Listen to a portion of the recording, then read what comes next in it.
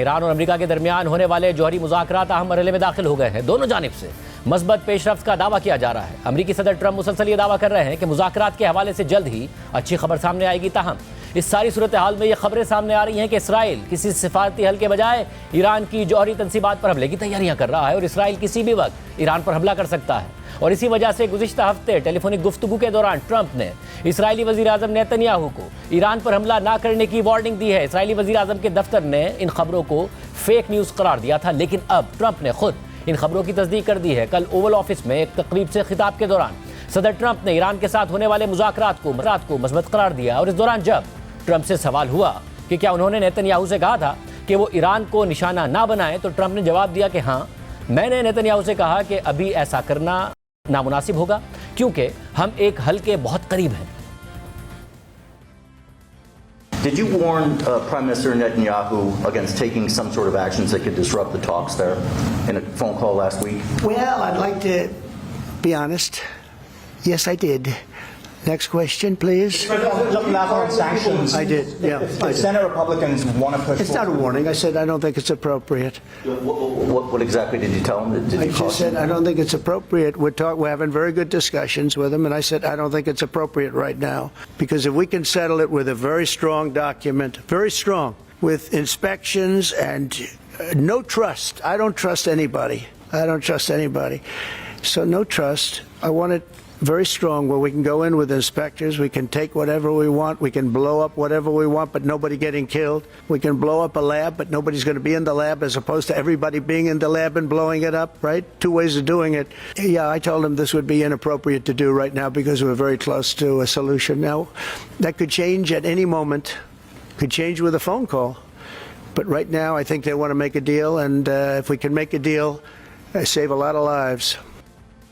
Trump کی اس گفتگو سے پہلے نیو یارک ٹائمز نے ایک رپورٹ شائع کی تھی جس میں دعویٰ کیا گیا تھا کہ امریکی حکام کو خدشہ ہے کہ اسرائیل ایران کے جوہری پروگرام پر بغیر کسی پیشگی اطلاع کے حملے کرنے کا فیصلہ کر سکتا ہے، اور اس وجہ سے ٹرمپ اور نیتن یاہو کے درمیان ایک ٹینس فون کال بھی ہوئی تھی۔ نیو یارک ٹائمز کی رپورٹ کے مطابق صورتحال سے آگاہ حکام کا کہنا ہے کہ ایسے وقت میں جب ٹرمپ انتظامیہ ایران کے ساتھ جوہری معاہدے پر بات چیت کرنے کی کوشش کر رہی ہے، اسرائیلی وزیر اعظم نیتن یاہو ایران کی اہم جوہری تنصیبات پر حملے کی دھمکیاں دے کر ان مذاکرات کو سبوتاژ کرنے کی کوشش کر رہے ہیں۔ ایران کو جوہری ہتھیار بنانے سے روکنے کے طریقے پر اختلافات کی وجہ سے صدر ٹرمپ اور نیتن یاہو کے درمیان کم از کم ایک ٹینس فون کال ہوئی ہے، اور حالیہ دنوں میں امریکی حکومت کے اعلیٰ حکام اور اسرائیلی اعلیٰ قیادت کے درمیان متعدد ہنگامی ملاقاتیں بھی ہو چکی ہیں۔ اسرائیل امریکہ اور ایران کے درمیان ہونے والے مذاکرات میں فریق نہیں ہے۔ اسرائیلی وزیر اعظم نیتن یاہو اور صدر ٹرمپ کے درمیان کشیدگی کی بنیادی وجہ یہ ہے کہ دونوں ایران کی کمزوری کے اس موقع سے فائدہ اٹھانے کے طریقے پر متفق نہیں ہیں۔ گزشتہ سال اکتوبر میں اسرائیل نے ایران کے اسٹریٹجک فضائی دفاعی نظام کے اہم حصے تباہ کر دیے تھے جو ایران کی جوہری تنصیبات کی حفاظت کے لیے اہم تھے۔ اس کارروائی کے بعد اسرائیلی طیارے مارے جانے کے خطرے کے بغیر ایران کی سرحدوں کے قریب جا سکتے ہیں۔ اس کے ساتھ ہی اسرائیل نے حزب اللہ اور حماس کو بھی کمزور کر دیا ہے۔ نیتن یاہو کا موقف ہے کہ ایران کی یہ کمزوری زیادہ دیر برقرار نہیں رہے گی، اس لیے حملے کے لیے یہی موزوں وقت ہے، اور دوسری طرف ٹرمپ کا موقف ہے کہ ایران کی کمزور حالت مذاکرات کے لیے بہترین موقع فراہم کرتی ہے تاکہ افزودگی کے پروگرام کا خاتمہ ممکن ہو، اور اگر بات چیت ناکام ہو جائے تو فوجی کارروائی کی دھمکی موجود ہو۔ رپورٹ میں مزید لکھا ہے کہ بدھ کو اس آرٹیکل کی اشاعت کے بعد صدر ٹرمپ نے اعتراف کیا کہ انہوں نے نیتن یاہو کو خبردار کیا تھا کہ مذاکرات کے دوران حملہ کرنا مناسب نہیں ہوگا۔ ٹرمپ کا یہ بیان نیتن یاہو کے دفتر کی جانب سے اس خبر کو فیک نیوز قرار دینے کے بعد سامنے آیا۔ رپورٹ کے مطابق نیتن یاہو نے 2015 کے جوہری معاہدے کی مخالفت کی اور اسے سبوتاژ کرنے کی کوشش بھی کی، یہاں تک کہ امریکی کانگریس کے مشترکہ اجلاس سے خطاب کر کے معاہدہ ختم کرنے کی انہوں نے اپیل کی تھی۔ اس بار بھی امریکی مدد کے بغیر ایران پر حملے کی دھمکیاں دے کر اسرائیلی حکام نے پرانا حربہ دوبارہ اپنایا ہے، اور وہ اصرار کرتے ہیں کہ اسرائیل محض دھمکیاں نہیں دے رہا، حالانکہ گزشتہ تقریباً 20 برسوں میں وہ ایسی دھمکیاں کئی بار دے کر پیچھے ہٹ چکے ہیں۔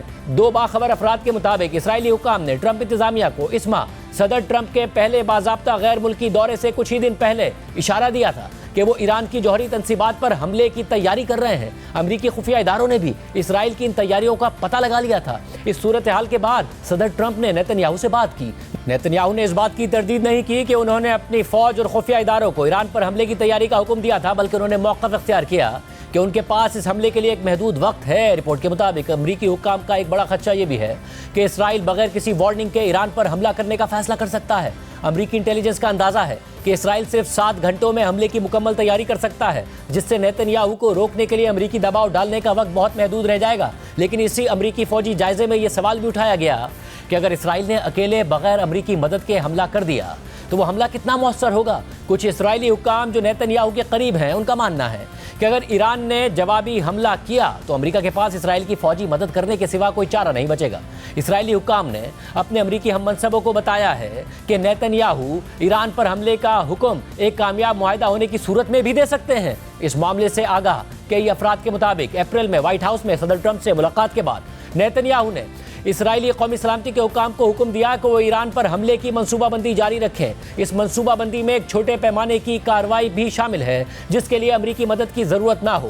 اسرائیل کے پاس پہلے ہی مختلف نوعیت کے حملوں کی منصوبہ بندی موجود ہے جن میں انتہائی محدود اور مخصوص اہداف پر کارروائی سے لے کر کئی دنوں تک ایران کی تنصیبات پر بمباری جیسے آپریشن شامل ہیں، حتیٰ کہ کچھ اہداف ایران کے گنجان آباد شہروں میں ہیں۔ اس کے علاوہ مذاکرات کے حوالے سے یہ خبر بھی سامنے آئی ہے کہ ایران اور امریکہ کے درمیان ایک عارضی سیاسی سمجھوتا ہو سکتا ہے۔ رائٹرز کی رپورٹ کے مطابق 2 ایرانی حکام نے بتایا ہے کہ اگر امریکہ ایران کے منجمد فنڈز کو جاری کرے اور سول مقاصد کے لیے ایران کے یورینیم کو ریفائن کرنے کا حق تسلیم کر لے تو ایران یورینیم کی افزودگی کے عمل کو روک سکتا ہے، اور یہ سب کچھ ایک سیاسی سمجھوتے کے تحت ہو سکتا ہے جو آگے چل کر ایک بڑے جوہری معاہدے کی طرف بڑھ سکتا ہے۔ مذاکراتی ٹیم سے قریب ان ذرائع نے بدھ کو بتایا کہ اگر امریکہ ایران کی شرائط کو مان لے تو جلد ہی ایک سیاسی سمجھوتا ممکن ہے۔ ان ذرائع میں سے ایک ذریعے کے مطابق یہ معاملہ ابھی تک امریکہ کے ساتھ بات چیت میں زیر بحث نہیں آیا ہے۔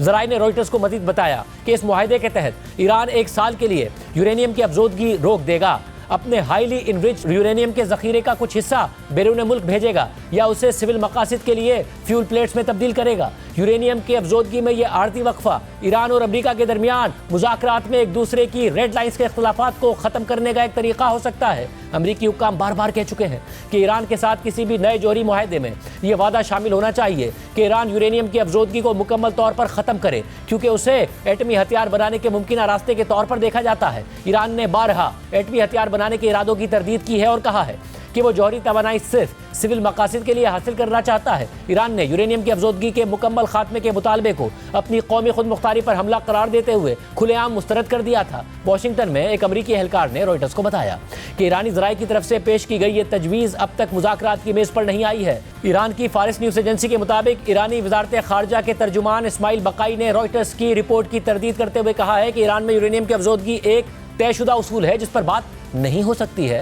ایرانی ذرائع نے مزید کہا کہ ایران ٹرمپ انتظامیہ کے مطالبے کے مطابق اپنے جوہری پروگرام یا اس کے انفراسٹرکچر کو ختم کرنے یا اپنی جوہری تنصیبات کو سیل کرنے پر ہرگز آمادہ نہیں ہوگا۔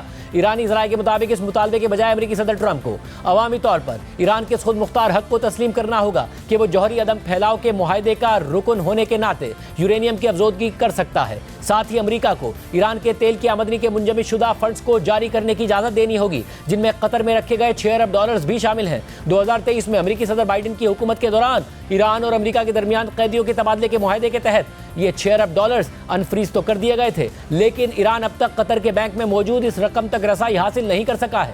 ایک دوسرے ایرانی ذریعے کے مطابق ایران چاہتا ہے کہ اس کے فنڈز بغیر کسی شرط یا پابندی کے ایران منتقل کیے جائیں۔ اگر اس کے لیے کچھ پابندیاں ہٹانی پڑیں تو وہ بھی ہٹائی جائیں۔ ذرائع کا کہنا تھا کہ یہ سیاسی معاہدہ موجودہ جوہری سفارتکاری کو زیادہ مؤثر بنا سکتا ہے، کیونکہ اس سے مستقل معاہدے کے لیے درپیش مشکل معاملات پر اتفاق رائے پیدا کرنے کے لیے زیادہ وقت ملے گا۔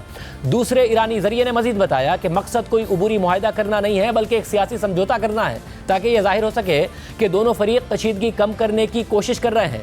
مغربی سفارتکاروں کو امریکہ اور ایران کے درمیان افزودگی کے معاملے پر مصالحت کے امکانات پر شک ہے۔ ان کا کہنا ہے کہ اگر ایران نے اپنی جوہری سرگرمیوں میں سنجیدگی کے ساتھ کمی نہ دکھائی اور اقوام متحدہ کے جوہری نگراں ادارے انٹرنیشنل اٹامک انرجی ایجنسی کے ذریعے اس کی تصدیق نہ ہوئی تو یورپی طاقتیں کسی بھی عارضی سیاسی معاہدے کی مخالفت کریں گی۔ رپورٹ میں مزید لکھا ہے کہ چاہے یورینیم افزودگی پر اختلافات کم بھی ہو جائیں، پابندیاں فوری طور پر ختم کرنا پھر بھی مشکل ہوگا۔ امریکہ جوہری سرگرمیوں سے متعلق پابندیوں کو مرحلہ وار ختم کرنا چاہتا ہے، جبکہ ایران کا مطالبہ ہے کہ اس کی معیشت کو متاثر کرنے والی تمام امریکی پابندیاں فوراً ختم کی جائیں۔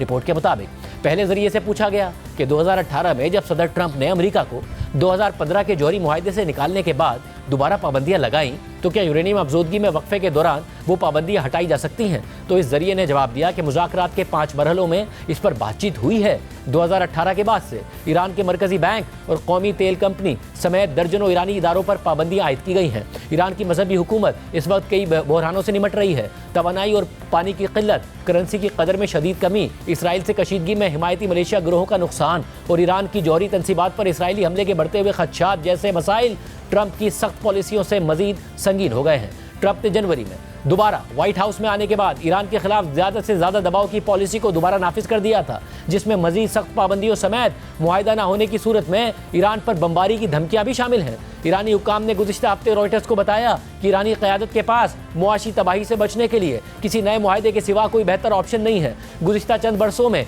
ईरान में सोशल रिप्रेशन और मुआशी मुश्किलात के खिलाफ मुल्कगीर मुजाहरे देखने में आए, जिनसे सख्ती से निपटा गया। ताहम इन मुजाहिरों से ईरानी हुकूमत की कमज़ोरी भी वाज़ेह हो गई।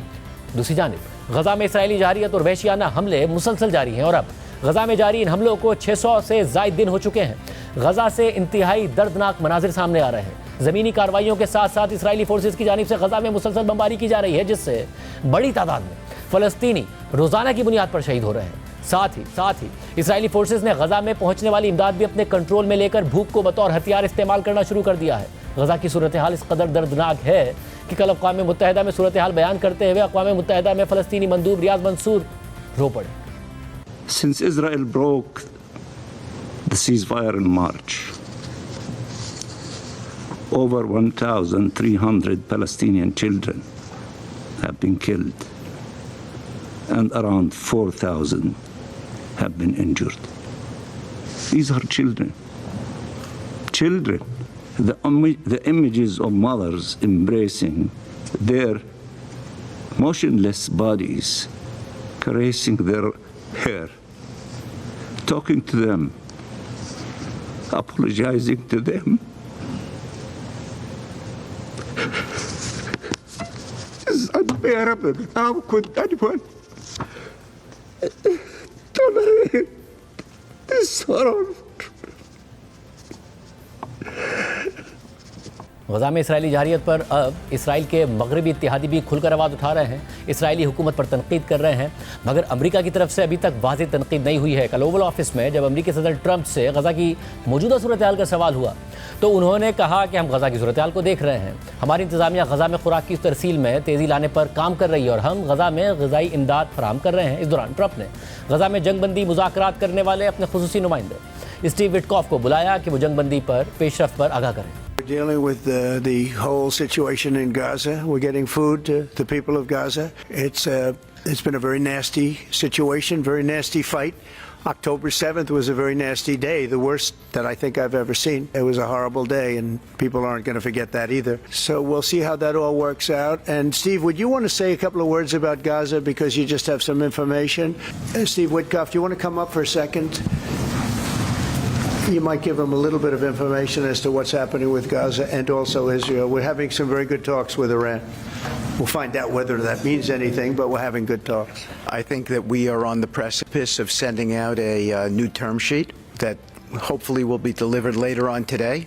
The President is going to review it, and I have some very good feelings about getting to a long-term resolution, temporary ceasefire, and a long-term resolution, a peaceful resolution of that conflict. इससे पहले मंगल को यह खबर सामने आई थी कि Hamas ने जंगबंदी की अमरीकी तजवीज़ पर इत्तफाक कर लिया है, ताहम इसराइल ने इसकी तरदीद कर दी। जबकि अब से कुछ देर पहले इसराइली मीडिया पर यह खबर सामने आई है कि इसराइली वज़ीर आज़म नेतन्याहू ने यरगमालियों के अहले खाना से मुलाकात के दौरान जंगबंदी की अमरीकी तजवीज़ की हिमायत का ऐलान कर दिया है और वो जल्द ही इस तजवीज़ को काबीना के सामने रखेंगे।